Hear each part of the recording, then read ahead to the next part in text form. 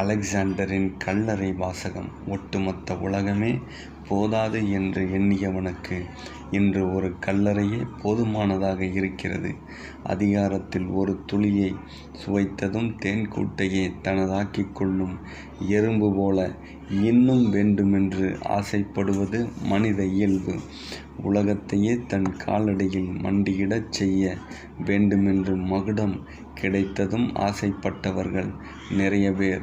கிரீடம் என்பது தலைக்கு மேல் பொறுப்பு இருக்கிறது என்பதை உணர்த்துவதற்காகத்தானே தவிர தலைக்கணத்தை ஏற்றுவதற்கல்ல.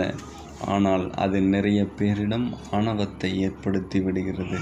அலெக்சோ என்கிற கிரேக்க வார்த்தைக்கு தற்காத்து கொள்பவன் என்று பொருள். கிமு 356 பிறந்த அலெக்சாண்டர் தன் 30 ஆண்டிற்குள் உலகத்தின் மிகப்பெரிய ராஜ்யத்தை